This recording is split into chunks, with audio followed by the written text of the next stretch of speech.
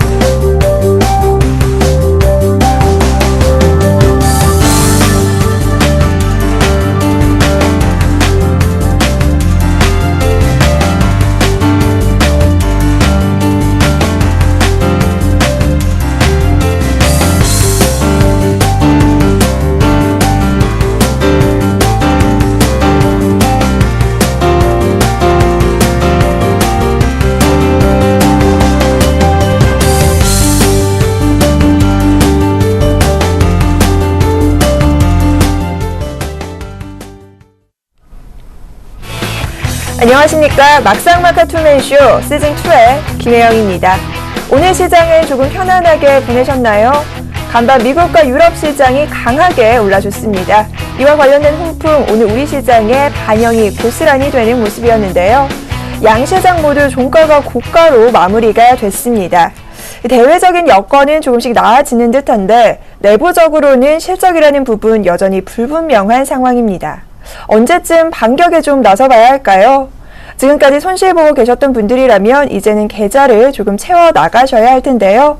여러분들의 이런 바람 현실될 수 있도록 오늘도 투맨쇼에서 함께 하겠습니다. 자, 그럼 본격적으로 막상막하 투맨쇼 시작합니다.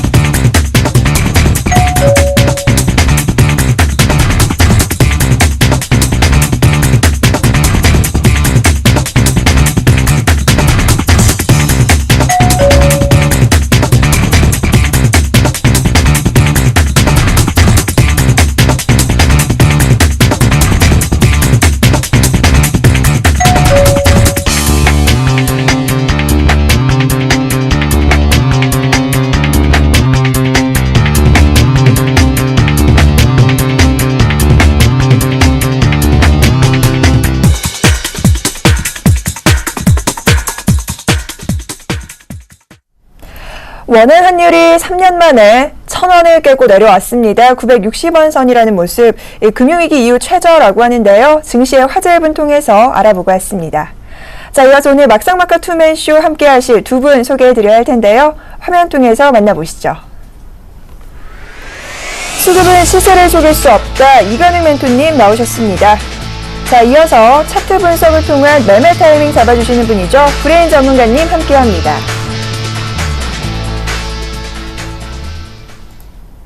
오늘은 이건웅 멘토님과 브레인 전문가님과 함께합니다. 안녕하십니까? 예, 안녕하십니까?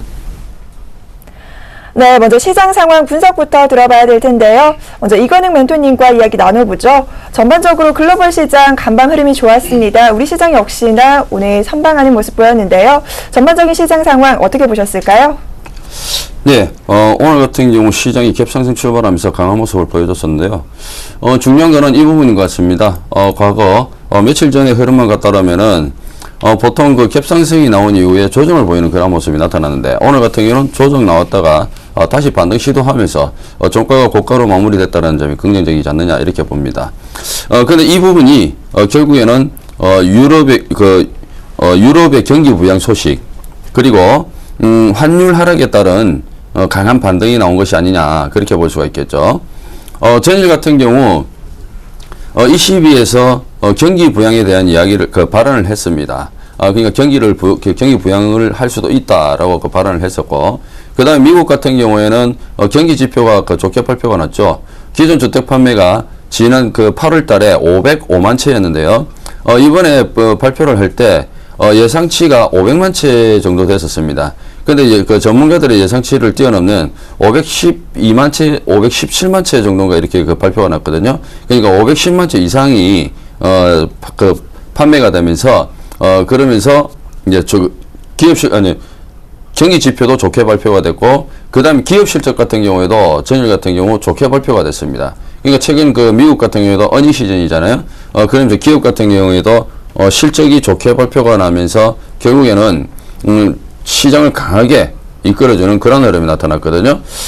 거기에다가 전일 같은 경우는 중국이 GDP 발표가 있었는데 7.3으로 나왔죠, 그죠? GDP 발표가 있었는데, 사실 이 부분이 시장에 전반적으로 중국 경기 둔화에 대한 언급이 나오면서 전반적인 흐름 자체가 약세를 보일 수 있었지만, 최근에 워낙 낙폭이 과다되다 보니까 악재보다는 호재성 뉴스들이 그래도 투자 심리를 투자 심리에 반발 매수세가 들어오면서 강한 시장의 반등을 이끌어줬다. 그렇게 볼 수가 있겠죠. 잠시 차트를 보면서 말씀을 드리겠는데요. 자, 시장의 흐름을 보면은 지난 10월 17일 금요일 날 이때 시장이 조금 크게 빠지는 그런 모습이었는데, 금요일 날 오히려 미국 시장 같은 경우는 굉장히 강하게 움직였습니다. 그러면서 우리나라 시장은 갭상승 뜨면서 출발을 했고, 전일 같은 경우 하락으로 마무리됐지만 다시 미국 시장의 강세 마무리로 갭상승하면서 좋은 모습을 보여줬거든요. 결국 단기적으로는 지금 5일선에 안착한 모습이에요. 이렇게 되면은 이제 시장은 결국에는 하방 쪽으로보다는 하락 쪽으로보다는 기술적 반등에 무게를 두는 그런 흐름이 강하다, 그렇게 보시면 될 것 같습니다. 잠시 환율 차트를 보시게 되면요. 환율 차트를 보시게 되면은 지난번 제가 1080원부터 해가지고 1090원까지는 저항자리입니다 라고 말씀을 드렸었거든요. 그 이후에 금리 발표난 이후에 잠시 기술적인 반등이 일어났다가 그 다음에 다시 하방 쪽으로 떨어지는 그런 모습이었어요. 만약에 이런 흐름이 월봉상에서 놓고 봤을 때, 월봉이 지금 이렇게 이번 달에 조정을 보여야 되는 자리거든요. 근데 이 조정이 만약에 10월 말경으로 가면서 계속적으로 조정을 받는다라고 가정을 한다라면은 가속도 법칙에 의해 가지고 11월 초순까지도 약세를 보이는 그런 흐름이 나타날 수가 있거든요. 사실 이 환율이 만약에 다시 한 번 더 1070원 이상 쪽으로 강한 반등이 나오는 시장이었다라면은 우리 시장은 굉장히 위험한 시장이었습니다. 제가 지난 일요일 날 강연에 가서 제가 말씀을 드렸었는데, 사실 우리 시장은 월봉의 흐름만 놓고 봤을 때 이 구름대를 진입을 하게 되면은 이 구름은요, 사실상 어떻게 보면은 얼음판과 똑같다고 보거든요. 얼음판과 똑같다고 보기 때문에 이쪽 안쪽으로 진입을 하게 되면 진행 방향으로 그대로 밀고 나간다고 보시면 돼요. 간단한 예로 보시면은 일봉에서 보시게 되면요, 여기 일목의 구름대 방향으로 구름대 아래쪽으로 떨어졌죠. 그러면서 진행 방향이 그대로 빠른 속도로 지금 나가버렸죠, 그죠? 역시 마찬가지입니다. 월봉도 여기서 60월선을 이탈하면서 아래쪽으로 침범을 한다라면은 결국에는 진행 방향으로 굉장히 안 좋은 모습이 나타난다, 이렇게 볼 수가 있거든요. 그러니까 거기다가 가장 큰 흐름을 보면은 연봉 차트인데요. 이 연봉 차트가 만약에 올해 12월 말까지 해가지고 12월 말까지 해서 여기 이제 5연선이 되겠죠, 그죠? 여기까지 아래꼬리를 달면서 강하게 치고 올라가지 못한다라면은 우리 시장은 내년에 상당히 좋지 못한 시장의 흐름으로 바뀝니다. 그렇기 때문에 지금 현재 시점은 환율에 굉장히 주목을 해야 됩니다. 어차피 금리 인하가 됐기 때문에 장기적인 추이로 봤을 때는 환율은 조정을 받을 수밖에 없습니다. 조정을 받게 된다라면 그러면 외국인 매수가 들어오면서 다시 한 번 더 우리 시장은 안정적인 구간으로 들어갈 가능성이 있다. 저는 그렇게 말씀을 드렸거든요. 그러니까 지금부터는 이제 시장이 기술적 반등과 또는 하방 경직성을 확보를 해주면서 안정적인 구간으로 진입을 하느냐 이런 부분을 조금 체크를 해봐야 될 것 같습니다. 자, 이어서 브레인 전문가님과도 시장 상황 분석 들어봐야 할 텐데요. 변동성도 조금씩 축소가 되고 있고요. 외국인들도 좀 귀환을 하고 이평선도 좀 돌아오고 있다고 해요. 전반적인 시장 상황 어떻게 보셨나요? 오늘 시장 봤을 때 좀 답답한 모습이 나왔었죠. 처음에 이제 상승을 하다가 좀 눌림을 당하는 모습을 볼 수가 있었는데, 대형주 섹터 쪽에서 좀 상승을 저지했던 이제 현대차 같은 경우는 이제 내일 실적 발표가 있기 때문에 현대차 같은 경우 시총이 상당히 크죠. 이제 그런 부분으로 인해서 오늘 상승하는데 좀 저지하는 요인이 있지 않았었나 말씀드릴 수가 있겠고요. 지금 현재 다우 산업지수 같은 경우는 유럽 증시하고 다우 산업지수 같은 경우는 시원시원하게 올라가고 시원시원하게 빠집니다. 그렇게 비해서 우리 시장을 봤을 때는 그러한 부분들이 매우 약하다라는 거예요. 그리고 해외 증시가 좋은 이 타이밍에서 실적 시즌이 같이 나와버리기 때문에 지금은 아무래도 그런 실적에 대한 부담감 때문에 바로 상승하기는 그런 좀 힘든 시장이 아닌가 생각이 들고요. 지금 여러 가지 측면으로 봤을 때 시장이 강하게 반등할 것이다 라고 얘기하시는 분들이 상당히 많다라고 보고 있는데, 아직까지는 저는 반등이 강하게 나오지 않는다라고 보고 있고요. 기술적으로 봤을 때도 5일선이 완전히 돌리기 전까지, 그리고 일목균형 지표상으로 전환선이 완전히 돌리기 전까지는 시장 반등은 아직 이르다라고 말씀을 드릴 수가 있겠습니다. 그리고 지금 실적 발표 시즌이 끝나면 시장에서 영향받는 부분들이 이미 주가 차트에 영향을 받았다라고 할 수 있겠지만, 그 반등이 기술적인 반등에서 끝날 가능성도 높기 때문에 그 기술적인 반등을 보고 추세 상승으로 전환됐다라고 생각하고 이제 덤비시게 되면은 잘못하면 이제 좀 손실을 볼 수 있지 않을까 그렇게 생각을 하고 있고요. 오늘 시장 특징적으로 봤을 때 이제 금융 업종하고 그다음에 화장품 관련주들, 그 다음에 은행, 증권주들, 그런 식으로 섹터가 올라갔었는데, 그 섹터 종목군들이 이제 상승이 과연 어디까지 이어질 것인가, 실적에 대한 부분들은 이미, 예상이 다 되어 있던 부분들이 있기 때문에 차트에 이미 반영된 부분들도 있다라고 볼 수도 있겠고요. 또 한편으로는 그 실적이 계속해서 연장으로 돼가지고, 계속해서 상승할 수도 있다라고 볼 수도 있겠죠. 근데 이제 그런 두 가지 부분들 갖다가, 추가적인 상승이냐 아니면 지금 이미 실적이 안 좋다라고 얘기되었던 종목군들, 업종군들이 시장에서 어느 정도 바닥을 봤기 때문에 그 바닥을 턴하는 포인트냐, 그 두 가지 분류를 놓고 봤을 때 어느 쪽으로 치우칠지를 좀 여러분들이 관심 있게 봐야 될 것 같습니다. 그리고 기술적으로 지금 시장 한번 잠깐 말씀을 드리도록 하겠습니다. 네. 제가 여러분들한테 말씀드렸던 게, 지표상으로 제가 누누이 말씀드렸던 게 RSI 20선 넘기 전까지는 매수하지 말라고 그렇게 강력하게 말씀을 드렸어요. 근데 오늘은 일단은 RSI 20선을 넘어섰습니다. 그래가지고 제가 그냥 오픈해놓고 말씀을 드렸잖아요. 그 정도로 말씀을 드렸다라는 건 여러분들이 경계성을 가지고 매매를 좀 하시라는 얘기예요. 근데 오늘 RSI가 침체에서 벗어나는 모습을 볼 수가 있었고요. 투자 심리선도 제가 한번 말씀을 드렸었는데 처음 봤습니다. 투자 심리선이 선물상으로 0선까지 터치하는 거 2008년도 때도 나오지가 않았었는데, 이번에만큼은 0선까지 터치하는 모습을 볼 수가 있었습니다. 선물 차트에서요. 근데 지금은 여러분들이 하나 봐야 될 게, 일목균형 지표 다 보실 줄 모르신다라면 전환선 한 가지만이라도 좀 봐놓으시길 바래요. 전환선이 각도를 틀어 올리기 전까지는 아직까지는 보수적으로 접근을 해야 된다라고 말씀을 드릴 수가 있겠고요. 실적 시즌 발표 다 끝나고 난 다음에 하셔도 늦지 않다라고 말씀을 드릴 수가 있겠습니다. 네, 이렇게 해서 시장 상황 분석 들어봤습니다. 이어서 이슈 토크 배틀 시간이죠. 오늘은 과연 어떤 이슈가 선정됐을지 화면 통해서 만나보시죠. 지난 7일이었죠. 삼성전자가 신호탄을 쏜 이후 국내 증시는 본격적인 어닝 시즌에 돌입했습니다. 이를 알기라도 하듯 전일 LG화학이 부진한 3분기 실적을 발표한 뒤 14% 이상 급락세를 보이기도 했는데요. 이는 비단 국내 시장만의 문제는 아니었습니다. 미국에서도 애플이 시장 예상을 뛰어넘는 실적을 발표하자 3대 지수가 모두 2% 안팎으로 오르는 등 증시는 바로 화답했는데요. 일단 3분기 실적 시즌을 둘러싼 분위기는 우울합니다. 아직 뚜껑을 다 열진 않았지만 시장에선 대형 수출 기업의 경우 올해 3분기 실적이 부진할 것으로 전망하고 있습니다. 먼저 잠정 실적을 발표한 우리 증시의 큰형님이죠. 삼성전자의 어닝 쇼크에 이어 현대차 역시 기대치를 밑도는 성적을 낼 것으로 예상되고 있습니다. 반면 실적이 시장 기대 이상을 기록한 종목들에 대한 전망은 밝은 편입니다. 실적이 양호한 종목의 경우 실적 모멘텀을 바탕으로 오름세를 탈 수 있을 것이란 평가가 나오고 있습니다. 본격적 어닝 시즌의 시작, 과연 3분기 어닝 시즌을 빛낼 예비스타는 어떤 종목군들이 있을까요? 잠시 후 스튜디오에서 이와 관련된 본격적 토크 배틀이 시작됩니다. 본격적인 어닝 시즌에 돌입을 했습니다. 3분기 실적에 관한 부분 우려감이 좀 강한 상황인데요.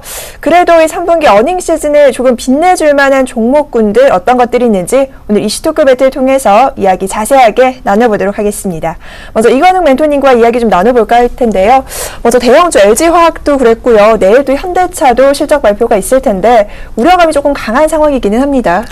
네, 사실 지금 현재 시점에서는 실적으로 인해가지고 시장에서 빛나는 종목군들, 이런 종목군들을 찾기보다는, 지금 현재 대형주들, 산업섹터 쪽에 가지고 계신 분들, 거의 보통 지금 현재 가지고 계신 분들은 20-30% 그냥 손실이 나 있을 거예요.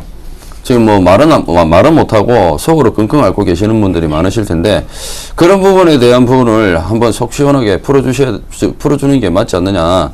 저는 그렇게 판단을 해봅니다. 그래서 먼저 이런 대형 섹터, 그러니까 대형 산업 섹터 쪽의 종목군들이 실적이 안 좋게 나온 부분, 이 부분 원인이 뭐냐? 결국에는 환율 하락에 따른 실적 전망치가 하향됐다라는 거거든요. 그러니까 지금 우리 시장이 9월 초순까지는 9월 초순까지 그러니까 그 환율이 얼마 정도였냐면은 1,010원에서 1,020원 사이였어요. 그러니까 7월 초순까지는 1,010원까지도 붕괴되는 그런 흐름이 나타났었거든요. 그렇기 때문에 이 환율 하락이 나오면서 결국에는 이런 부분들이 발목을 잡은 게 아니냐 이렇게 판단을 할 수가 있겠고요.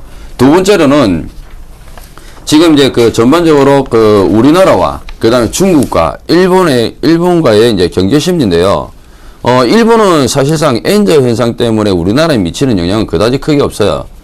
그러니까 자동차 판매 부분 쪽은 어떻게 보면은 그 부분만큼은 우리나라가 조금 밀릴 수는 있는데, 사실 그 외적인 산업 부분에서는 그다지 크지는 않다고 봐요. 지금, 가령 예를 든다면은 일본 같은 경우에는요, 엔저 현상이 너무 심화가 됐기 때문에 제품을 만들어서 판매를 하려고 해도 원자재 가격과 그 다음에 엔저 현상이 워낙 이렇게 길다 보니까 제품을 만들면은 이 마진이 안 남아요. 마진이 안 남기 때문에 결국에는 일본 같은 경우는 수출을 하고 싶어도 제대로 수출이 안 된다고요. 자, 이번에 이거 하나만 예를 들어 보시면 돼요. 지금 우리나라 산업 중에서 유일하게 지금 중국이 못 따라오는 게 있습니다. 지금 중국 같은 경우 스마트폰 앞질렀죠, 그죠? 중국 판매 1위에요. 샤오니라는 회사가. 그 다음에 세계적으로는 이제 나중에 두고 봐야 되겠지만, 그 다음에, 지금 조선 같은 경우 구조조정이 되면서 기술력이 상당히 올랐어요. 그 다음 화학 쪽도 마찬가지고. 우리나라 유일하게 못 쫓아오는 게 중국이 반도체 부분하고요. 그 다음에 철강 부분이거든요. 근데 이 철강 부분은 사실상 우리나라와 일본과의 싸움이에요. 철강은 우리나라하고 일본과의 싸움인데, 일본 같은 경우 철강 제품을 만들어내지만 수출을 못해요. 왜 수출을 못하냐면은, 일본 같은 경우는, 몇 년 전에 쓰나미 때문에, 쓰나미 때문에 사실 건설 경기 자체가 굉장히 붐이 일어나고 있고, 그쪽에 철강 철강들이 상당히 많이 들어가고 있는 상태입니다. 그런데 철강 제품을 수출하지 못하는 이유가 철강 제품을 수출하려고 하더라도 이게 마진율이 안 남기 때문에 수출을 못해요. 지금 이번에 어닝 시즌 때 우리 국내에 철강 업체들은 실적이 조금씩은 다 좋아졌어요.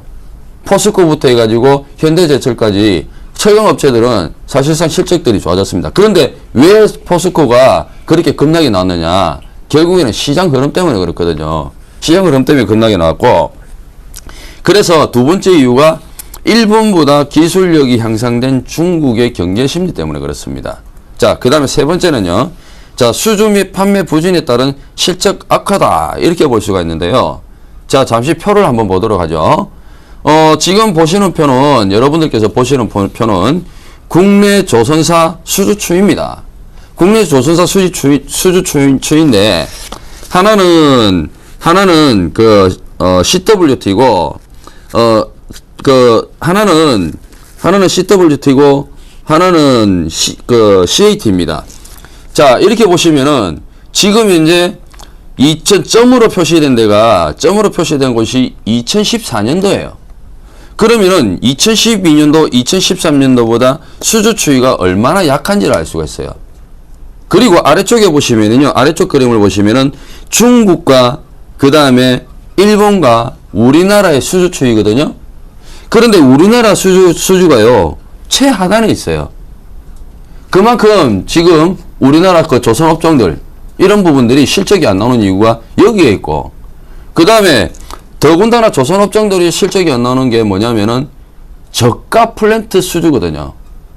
워낙 저가 플랜트 수주를 갖다가 많이 발주를 받다 보니까, 그러니까 그 부분에 대해서 어느 정도 실적에 영향을 받았다고 하지만 그게 계속적으로 누적되고 있는 거예요. 그래서 지금 현재 조선업종들 보면은 대우조선하고 현대미포조선 같은 경우에 3분기 실적 전망치가 지난달 대비해 가지고 또 감소가 됐고, 그 다음에 대우조선해양 같은 경우 실적 전망치는 지난달 대비 8.45% 감소, 현대미포조선 같은 경우는 적자폭 증가예요. 그 다음에 정유 쪽도 보시면요, 에너지 총 통틀어 가지고 에너지 부분이 3분기 영업 전망치가 지난달보다 23.33%가 감소하면서 1조 1268억인데요. 이 중에서 S-오일이 지난달에 559억인데, 예? 영업이익이, 현재 395억 적자 전환이에요. 거기다가 SK이노베이션이 지난달 대비해가지고 83.05%가 감소한 288억 원입니다. 이 정도로 지금 실적이 나쁜 거예요. 사실 현대차 같은 경우는 그렇게 판매량이 증가하지도 감소하지도 않았거든요. 근데 현대차 같은 경우는 이번에 실적이 3분기 영업 전망치가 전문가들 예상치가 1조 9,225억인데, 예? 지금 이제 하향 조정돼 가지고 1조 7,765억 원 정도 나오지 않겠느냐. 그러니까 대체적으로 1조 8천억 이하 쪽으로 나오지 않겠느냐. 그렇게 이야기들이 나오고 있어요. 그렇기 때문에 지금 현재 이런 부분이 결국에는 수주라든지 그 다음에 판매 부진에 따른 실적 악화 때문에 그렇다. 그리고 또 한 가지 원인으로 본다라면은 지금 현재 시장의 화두가 뭐냐면은 유럽 경기거든요. 유럽 경기와 중국 경기예요. 유럽 경기와 중국 경기인데 제가 항상 여러분들께 말씀을 드리지만 중국은 경기가 살아날 수 있는 방법 자체가 없습니다. 왜냐면은 지금 잠시 제가 위하나 차트를 한번 보여드릴게요. 네. 위하나 차트를 보시면은 위하나는 과거 제가 2010년도부터 해가지고 미국의 강압적인 의도에 의해 가지고 위안화 절상이 매년 10에서 12% 정도가 위안화 절상이 됐다 그랬죠. 그래서 2010년도 중순부터 해가지고 중국은 서부 대개발을 통해 가지고 내수 전환을 했다라고 했습니다. 그리고 중국은 내수만 하더라도 30년을 먹고 살아요. 그러면은 지금 중국 같은 경우는 내수 전환을 한 상태에서 지금 경기가 좋아진다라는 거는 그거는 어불성설이에요. 그렇기 때문에 지금 시장의 화두는 중국의 경기 둔화가 아니라 유럽의 경기 둔화거든요. 유럽이 지금 독일 같은 경우 경제 성장 전망치를 갖다가 올해도 그렇고 내년에도 그렇고 다 낮췄단 말이에요. 그러면은 미국 같은 경우 그 부분에 있어서 미국 같은 경우도 그 부분을 따라갈 가능성이 있단 말이에요. 그러니까 이런 부분들이 그다음에 이번에 그 경기 지표 발표도 상당히 안 좋았단 말이에요. 미국도 마찬가지고 유럽도 마찬가지고. 그러니까 그래서 이런 부분들이 사실상 그 대형 산업 섹터 쪽에 실적에 악영향이 미쳤다. 그렇게 볼 수가 있겠죠. 네, 대형 산업 섹터의 늪에서 헤매고 계신 분들 위해서 전략 챙겨주셨습니다. 자, 그런데 저희가 우울한 이야기만 할 수는 없겠죠. 장밋빛까지는 아니더라도 그나마 실적 모멘텀을 조금 받을 수 있는 종목이나 섹터 어떤 것들이 있을까요? 네, 오늘 시장 참 많이들 시비가 좀 갈리는 모습을 좀 볼 수가 있었습니다. 대형주 쪽에서는 뭐 현대차 때문에 시장 저지를 했던 부분들 볼 수 있었고요. 그 다음에 나머지 다른 쪽에서는 이제 뭐 정화조 같은 경우는 정유주 같은 경우는 이제 큰 폭으로 하락했던 부분들 계속 볼 수가 있었는데, 지금 여러분들이 시장을 나갈 수 있는, 실적이 좋은 종목들을 앞으로 좀 찾아봐야겠는데, 그런 종목들을 제가 좀, 말씀을 좀 드려보도록 하겠고요. 그 다음에 금융주들, 지금 현재로서 시장에서, 일단은 실적이 좋게 나올 거라고 예상이 됐고, 그 다음에 금융주들, 그 다음에 화장품 관련주들, 그 다음에 철강주들, 이런 섹터들 주로 이제 볼 수가 있겠는데, 뭐 종목은 뭐 화장품 관련주로 보면 한국콜마라든지 지금 아모레, 퍼시픽 같은 종목들이 크게 상승하는 모습들을 볼 수가 있습니다. 근데 좀 걱정되는 부분들이 이제 앞에 시황에서 잠깐 말씀을 드렸듯이, 이게 이제 실적 시즌에 이제 끝나고 나서 이게 이미 반영이 된 부분일까, 아니면 이제 계속적인 상승을 가져올 수 있는 부분일까라고 이제 생각을 해볼 수가 있겠는데요. 근데 지금 봤을 때 우리 중국이 무시무시하게 이제 발전하고 있는 모습을 볼 수가 있는데, 제가 이제 그 중에서 좀 꼽자라면, 화장품 관련주들은 추가적으로 좀 더 봐도 되지 않을까라고 생각을 하고 있습니다. 왜 그러냐면은, 일본 예전에 이제 쓰나미 났었을 때 기억나시죠? 그때도 아모레제 같은 경우는 이상하게 아무리 그렇게 안 좋은 사고가 터지더라도 추가적으로 계속해서 상승. 그러니까 여자의 심리가 그런가 봐요. 안 좋은 일이 있을 땐 더 화장을 한다든지 그러한 심리가 있어서 그런지 모르겠지만, 추가적으로 그때도 상승을 했던 모습들을 볼 수가 있었고, 지금 중국 쪽에서 화장품 관련된 수요가 상당히 많이 일어나고 있고, 화장품 매출이 급격히 증가하고 있는 모습을 볼 수가 있고, 아모레지 같은 경우 매년 지금 20% 정도의 성장률을 보이고 있기 때문에, 앞으로 이제 예비스타 종목군들 섹터를 본다라면 화장품 관련 섹터를 좀 보시면 좋을 것 같고요. 그리고 금융주 같은 경우도 이제 한 번에 많은 실적을 볼 수가 낼 수는 없겠지만, 그 중에서도 이제 증권주들 같은 경우는 내년에 시장에서 상한가제도도 이제 좀 바뀌잖아요. 30%까지 바뀐다라고 이제 얘기가 됐는데, 그런 부분에서 시장에서 자금이 많이 돌아갈 수 있는 부분들이 이제 증권주 관련 쪽이죠. 증권에 아무래도 투자하시는 분들이 오히려 더 많아질 것이다라고 예상되는 부분들이 있기 때문에, 증권주 섹터들도 어떻게 보면은 그러한 부분으로 인해서 영향을 좀 받지 않을까. 그래서 좋은 상승을 좀 보여주지 않을까, 그렇게 생각을 하고 있습니다. 잠깐 차트 한번 보겠습니다. 차트 한번 잠깐 보시면요, 아모레 퍼시픽 같은 경우는 지금 바닥권에서부터 120만원대 가볍게 돌파하고 250만원대까지도 지금 추가적으로 상승을 하고 있는데, 저항이 없습니다. 저항이 없기 때문에 방금 전에 말씀드렸던 중국 관련된 소비도 수요가 많기 때문에, 중국 또 인원도 많잖아요. 사람들도 많기 때문에 추가적으로도 계속해서 상승할 수 있다라고 볼 수가 있겠고, 3분기 어닝 시즌 빛낼 수 있는 그런 종목군들, 화장품 관련주들, 그 다음에 금융주 중에서도 증권주들 말씀드릴 수가 있겠습니다. 네. 자, 그럼요. 화장품, 금융 얘기를 해주셨는데, 어쨌든 중국 관련 내수주들 실적은 기대해봐도 좋다라는 말씀이신 거죠? 네, 중국 관련 내수주들은 앞으로도 이제 추가적으로도 계속 저는 기대를 하고 있습니다. 자, 이렇게 해서요, 두 분의 의견 들어봤는데요. 화면 통해서 다시 한번 정리해드리겠습니다. 자, 오늘 이슈토크 배틀 주제는요, 3분기 어닝 시즌을 빛낼 예비스타는 이라는 주제로 살펴봤습니다. 먼저 이건희 멘토님께서는요, 대형주 관련해서 말씀을 해주셨는데요. 실적 발표 이후 반등이 예상된다라는 부분 짚어주셨고요. 이어서 브레인 전문가님께서는 실적이 악화된 종목군들의 반등을 주목하고 특히나 금융, 화장품 쪽에 중국 관련 내수줄 섹터에 관심을 가져보자라는 말씀 챙겨주셨습니다.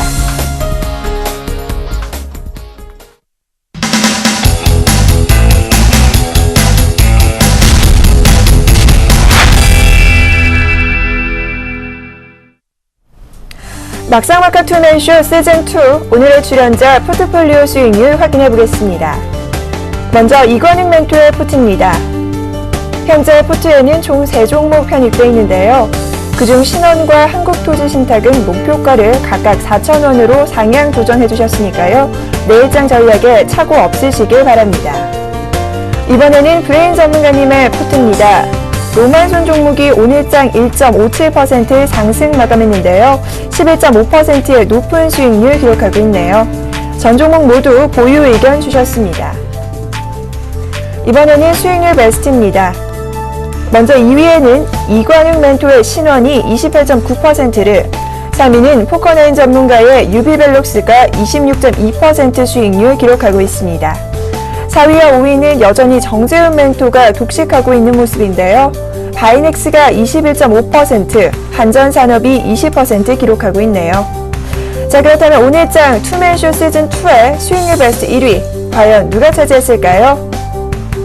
역시나 오늘도 조민규 멘토의 유닛 테스트가 빛을 발하고 있습니다. 오늘 장중 8% 넘는 상승률 보였는데요. 62.6% 수익률로 1위 자리 지켜내는 모습입니다. 이번에는 누적 수익률 베스트 확인합니다. 1위는 조민규 멘토입니다. 64% 기록을 하고 있죠. 이어서 2위에는 정재훈 멘토가 54.4%를, 3위는 이관욱 멘토가 36.8% 기록하고 있습니다.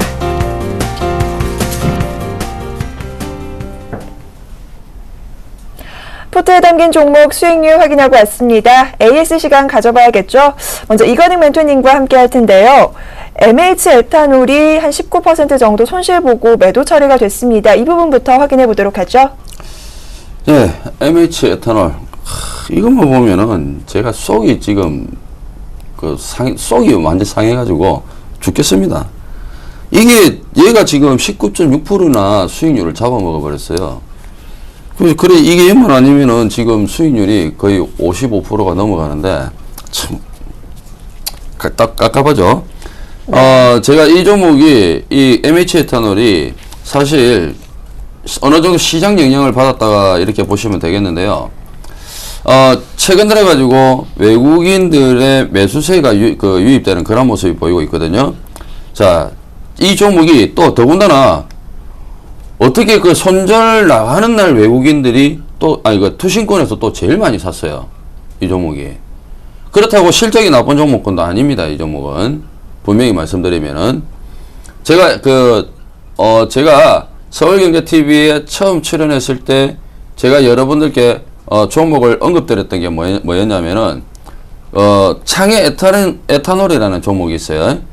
창해 에탄올이라는 종목이 있는데, 최근에 그 주류 업종들의 종목군들이 앞으로, 시장 자체가, 시장 캐파가 매년 5% 이상의 성장률을 가지고, 성장률을 보여줄 수가 있기 때문에, 이런 종목을 추천해 드립니다. 더군다나 창해 에탄올 같은 경우에는, 다른 업종들, 다른 종목군들보다 저평가됐습니다. 그렇게 이야기 드렸잖아요. 그죠? 근데 창해 에탄올은 제가 조정이 좀 나올 것 같아서, 창해 에탄올은 접어두고, MH 에탄올 쪽으로 제가 추천을 드렸단 말이에요. 근데 MH 에탄올이 이때 그 시장 영향을 좀 받으니까 역시 이 종목이 아래쪽으로 좀 조정을 받는 그런 모습이었는데 가격 조정은 끝났습니다. 지금 현재 우리 시청자님들이 만약에 이 MH 에탄올을 보유하고 있다라면 그대로 가세요. 그대로 가시면은 11월 초중순 정도 가면은요 약 한 11월 10일 정도 됩니다. 11월 10일에서 약 한 11월 15일 정도 되잖아요. 그러면은 이 직전 고점까지 다시 한 번 더 강하게 움직인다라는 거. 그거 명심하시고 아래쪽으로 이제 가격 조정 다 나왔습니다. 가격 조정 다 나왔기 때문에 혹시나 관심을 가지고 매수를 하시려고 하시는 분들은 아래쪽으로 매수를 하셔도 관계없습니다. 9,000원 이하 쪽에서 매수하셔도 관계는 없습니다. 제가 지난번 우리 시청자님들께 이런 종목을 드린 적이 있었어요. 시즌1 때 흥하해운이라는 종목을 드린 적이 있었습니다. 흥하해운을 드리면서 제가 3, 4분기부터 턴어라운드가 되기 때문에 이런 종목군들은 외국인 수급과 기관 수급도 강하기 때문에 강하게 갑니다라고 말씀드렸어요. 근데 그 종목도 손절이 딱 나가고 나서 지금 굉장히 강하게 움직이죠. 그렇습니다. 그렇기 때문에 이 부분 좀 참고를 하셔서 좀 봐주시고요. 네. 그 다음에 신원이라는 종목이 있는데요. 신원이라는 종목 목표가 4,000원입니다. 그대로 가지고 가세요. 수급도 좋습니다. 최근 들어가지고 수급 계속 좋으니까요. 그대로 가셔도 됩니다. 그 다음에 한국토지신탁도 마찬가지입니다. 한국토지신탁도 목표가 상향 조정했습니다. 외국인 수급 좋고요. 한국토지신탁 트레이딩 하실 분들, 단기 매매 하실 분들은 내일 아침에 저가 매수하십시오. 그러면은 내일 바로 다이렉트로 수익 나올 겁니다. 자, 그 다음에 교보증권. 제가 시장이 반등 나오면은, 거래소 쪽에 가장 먼저 강하게 반등 나오는 섹터가 뭐다? 증권업종이라 그랬어요. 타이밍 잘 잡아드렸죠, 그죠? 증권업종은 지금부터 스타트입니다. 그대로 밀고 나가시면 됩니다. 아셨죠? 네, 유쾌하게 전략 들어봤습니다. AS 해주셨고요. 이어서 브레인 전문가님 종목도 살펴봐야겠죠. 세 종목 정도 보유하고 네, 계신데요. 네, AS 해주시죠. 오늘 종목 전체적으로 봤을 때 뭐 무난하게 흐름 나왔던 것 같고요. 일단 농심 같은 경우는 수익권에 있다가 오늘 조금 마이너스권으로 또는 떨어졌는데 지금 뭐 시장의 상황하고 같이 흘러가는 부분들 볼 수 있다라고 볼 수가 있겠는데 오늘은 지금까지 내수주들이 반등을 시장이 안 좋을 때 내수주들이 반등을 하다가 시장이 좋아지니까 내수주들이 약간 소외되는 모습을 볼 수가 있었는데 그 종목 섹터 중에 하나가 아니었나 농심이 그렇게 생각을 하고 있고요. 그래도 이제 시장이 등락폭이 심했던 부분에 비해서는 이 종목 같은 경우는 안정적으로 유지가 되고 있었던 부분들을 볼 수가 있기 때문에 제가 봤을 땐 지속적으로 이제 보유를 하셔도 될 것 같고요. 전에 이제 제시했던 손절가 같은 경우는 꼭 지키시면 좋을 것 같고요. 1차 상승이 나온 다음에 지금 조정 파동에 차트적으로 봤을 때 조정 파동의 국면에 있기 때문에 2차 상승이 나온다라면 1차 상승이 나왔던 것보다 더 큰 상승이 나올 수 있다. 다만 덩어리가 있는 종목이기 때문에 느리게 움직인다라는 거 처음에 소개 드릴 때부터 말씀을 드렸었죠. 그다음 이제 제가 또 추천드렸던 종목 중에 이제 로만손을 볼 수가 있는데요. 뭐 로만손 같은 경우는 북한발 리스크가 나더라도 시장에서 중국의 공장이 또 하나 있기 때문에 북한에서 생산하는 개성공단에서 생산하는 제품들을 100% 다 생산할 수 있다. 그 리스크 감소를 할 수 있는 부분이 있다라고 말씀을 드렸었고, 최근 들어서 실적도 계속해서 좋게 나오는 부분들도 있기 때문에 추가적으로도 상승이 가능하리라 보고 있습니다. 그리고 또 한 가지 봐야 될 것은 지금 전고점대가 돌파를 했죠. 오늘 터치를 하고 19,350원, 19,550원까지 터치 전고점을 뚫었던 부분들을 볼 수가 있는데 당분간은 약간의 눌림목이 가지 않을까라는 생각을 하고 있습니다. 이 눌림목 구간에서도 재차 상승이 나올 수 있기 때문에 눌림목 구간에서도 이제 보유하지 않으신 분들 같은 경우는 한번 재공략을 해보시는 것도 괜찮을 것 같고요. 제가 이제 목표가를 2만 원대를 잡았었는데요. 이제 가면서 조금 더 목표가 수정을 좀 해보도록 하겠습니다. 그리고 또 말씀드렸던 이제 또 하나의 종목이었죠. 두번에 이제 추천드렸던 종목 중에 하나가 이제 KT 서브마린인데 KT 서브마린 같은 경우는 국내 유일하게 이제 해저통신 케이블 건설하는 업체로서 이제 유지보수 업체고요. 해저통신 케이블에서 이제 독보적인 기술력을 갖고 있는 부분들이 있고 지금 국제 수요가 계속해서 빠르게 증가하고 있는 모습들을 볼 수가 있는데요. 2020년까지 매년 25% 이상의 용량이 증가가 될 것으로 예상이 되고 있습니다. 그리고 2015년도에 제주하고 육지 간의 3차 프로젝트도 수주할 가능성이 높고요. 이제 정부가 총 그때 투자하는 금액이 약 12조 4천억 원인데, 서해안 해상풍력단지를 건설 추진하고 있습니다. 그래서 향후 수주 모멘텀도 기대해 볼 수가 있고, 독보적인 기술력을 가지고 있는 회사이기 때문에, 앞으로의 성장 가능성도 미리 보고 나서 지금 추천을 해드린 부분들도 있고요.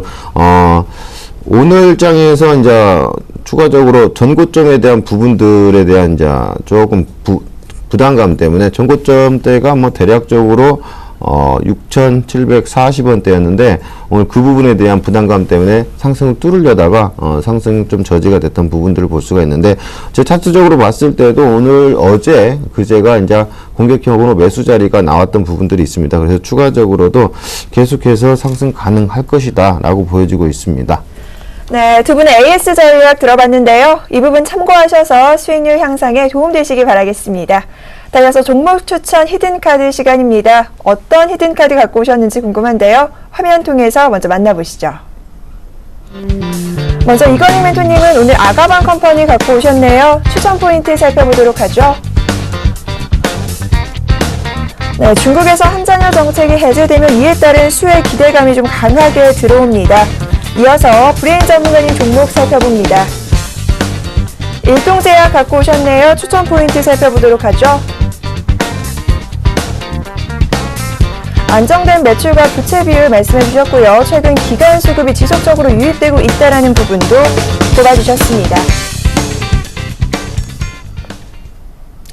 자, 이렇게 해서 저희가요, 먼저 오늘 선공개를 해봤습니다. 두 분의 히든카드 종목 이야기를 조금 더 자세히 들어봐야 할 텐데요. 먼저 이건희 멘토님, 네. MH 에탄올의 부진을 이 종목이 좀 메꿔줄 수 있을까요? 네, 충분히 가능하지 않겠느냐 그렇게 보고 있습니다. 자, 이 그 아가방 컴퍼니는 다들 아시겠지만 뭐 중국 정책 관련주다, 뭐 정책 중국 정책 수혜주다 이렇게 보시면 될 것 같아요. 얼마 전에 10월 18일 날 중국 사회과학원 그 차이팡 부원장이 중국 인민 라디오에 출연을 했습니다. 여기에 하셔가지고 했던 이야기가 뭐냐면은 중국 정부가 앞으로 2년 안에 모든 부부, 그냥 일부 부부가 아니라 모든 부부라는 거는 의무적인 부분이 담겨 있어요. 모든이라는 거는 이 말뜻에 주목을 하셔야 됩니다. 그럼 모든 부부가 두 자녀를 출산할 수 있도록 하는 정책을 시행할 수 있을 것이다 이런 이야기를 했습니다. 중국 인구수가 몇 명입니까?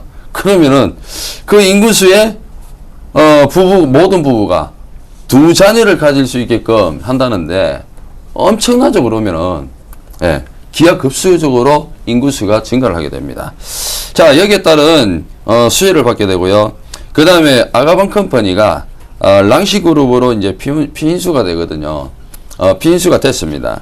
그러니까 그 라인 패션 코리아가 이제 아가방 컴퍼니의 지분을 지분을 이수를 받았는데요.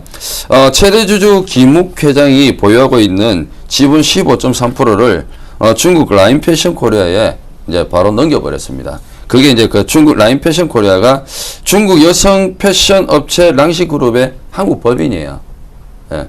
그러니까 이게 지금 우리나라가 이 아가방 컴퍼니가 이게 지금 두 번째 회사로 알고 있거든요. 중국 그 법인 회사로 넘어가는 핀수되는 두 번째 회사로 알고 있어요. 그러니까 사실상 아가방 컴퍼니가 우리나라 국내 같은 경우는 지금 8년간 저출산 1위라 그러거든요. 8년간 저출산 1위라 그러는데 국내에서 워낙 이 사업 자체가 안 되다 보니까 결국에는 국내 사업을 포기를 해버린 거예요. 국내 사업을 포기를 해버리고 결국에는 지분을 넘기면서 중국 그 법인 쪽으로 넘겨버린 거거든요. 그렇기 때문에 지금 어떻게 보면 아가방 컴퍼니는 사실상 국내에서 발생되는 수익보다는 중국에서 발생되는 수익이 더 크다 이렇게 봐야 되거든요. 그래서 중국 시장의 공격력 강화를 위해 가지고 랑시 그룹으로 이제 핀수를 시켰다 이렇게 보시면 되겠고요. 그 다음에 하반기에는 유아용품 판매 증가에 따른 실적 호전이 예상이 되고 있습니다. 그 부분도 역시 주목을 하면서 체크를 하셔야 되는 게 아니냐. 저는 그렇게 봅니다. 자, 잠시 차트 보시면요.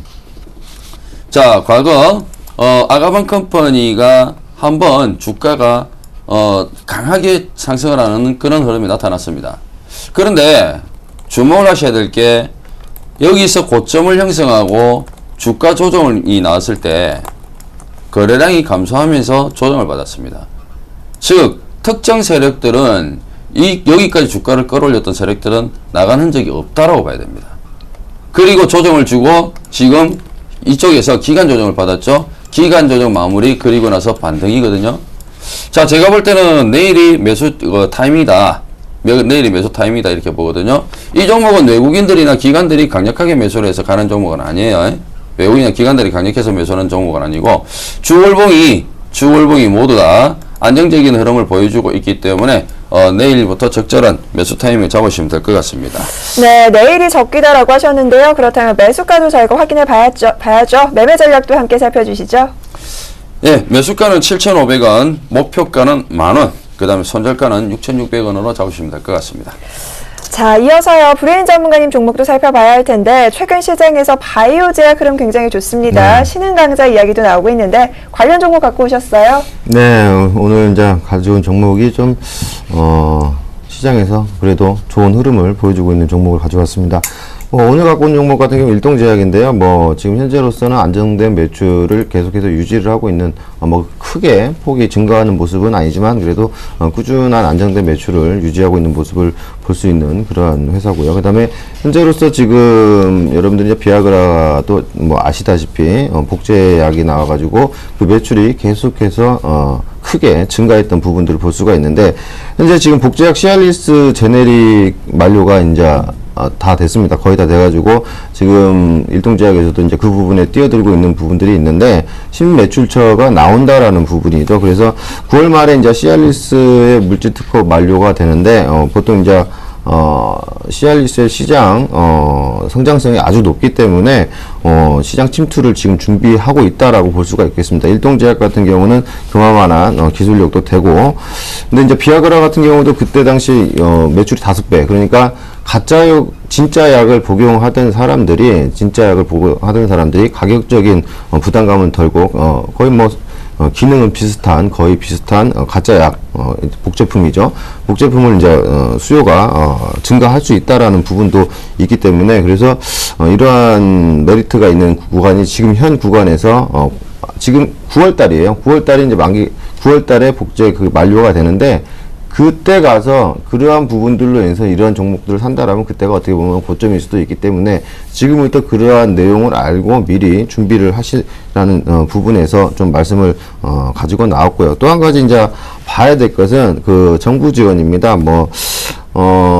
정부 지원이 계속해서 되고 있는 부분들이 있는데, 지금 2012년부터 2014년까지 현재 10월 17일 며칠 전이죠. 그래서 지금 일동제약 같은 경우는 135억 원, 그 정도 받고 있고, 셀트리온 같은 경우는 284억 원의 정부 지원을 받고 있는 부분들이 있습니다. 그래서, 투자에 따른, 세제 감면 혜택들도 있기 때문에, 충분히 지금 회사의, 주변적인 요인들로도, 좋은, 시너지 효과를 갖고 올 수 있다라고 말씀을 드릴 수가 있겠고요. 이제 기술적인 부분들 한번 봐야 되겠습니다. 여러분들이 그래도 차트를 무시하면 안 되기 때문에 기술적인 흐름들을 봤을 때, 전에 한번 상한가가 나왔었죠. 상한가가 나온 다음에 지금 여기에는 이제 거래량 지표가 없는데 거래량이 이탈한 적이 없습니다. 거래량 이탈한 적이 없고, 현재로서 봤을 때 오늘 MACD 오실레이터가 처음으로 빨간색으로 변환되는 양 오실레이터가 나오는 모습을 볼 수가 있겠고요. 그 다음 이격도 또한 마찬가지로 모든 이격도가 62평 100선 위에서 놀고 있는 모습을 볼 수가 있습니다. 그래서 추가적으로 상승이 가능할 것으로 보이고 있고요. 이게 쉽게 말해서 이제 N자형 파동을 모습을 보이고 있기 때문에 현재로서도 이제 출발하려고 하는 단계가 아닌가라고 생각을 하고 있습니다. 그래서 일동제약을 가지고 나왔습니다. 네, 가짜약이 아니라 복제약인 거죠? 그죠? 그렇죠. 복제약이네. 가짜약이 아니죠. 네, 이어서 저희가 매매 전략도 함께 살펴보도록 하죠. 네. 제가 이제 말씀드리고 싶은 가격대는 오늘 시장이 좀 강하게 반등을 했었던 부분들이 있었기 때문에 아무래도 내일은 좀 조정이 나오지 않을까. 그래서 16,200원대 부근대에서 매수 전략을 펼쳐보고 싶고요. 목표가는 2만원, 계속해서 요즘 종목들이 2만원대 잡고 있는데요. 2만원 말씀드릴 수가 있겠고요. 손절가는 좀 깊게 잡도록 하겠습니다. 14,500원대 잡아보도록 하겠습니다. 네, 이렇게 해서 두 분의 히든카드 종목 살펴봤는데요. 화면 통해서 다시 한번 정리해 드립니다. 자, 먼저 이건희 멘토님은 오늘 아가방 컴퍼니 갖고 오셨습니다. 중국 한장화 정책 관련해서 이 수혜가 기대된다라는 말씀 해주셨고요. 이어서 매매 전략 살펴보도록 하죠. 아가만 컴퍼니 매수가가 7,500원, 목표가는 만원, 손절가는 6,600원 제시하셨습니다. 이어서 브레인 전문가님 종목 살펴봅니다. 일동제약 갖고 오셨는데요. 국제약 사일리스 제네릭 만료로 신매출처를 준비하고 있다는 부분과 함께 기간 수급이 유입된다는 장점 꼽아주셨습니다. 매매 전략 살펴보도록 하죠. 일동제약 매수가가 16,200원, 목표가는 2만원, 손절가는 14,500원 제시하셨습니다.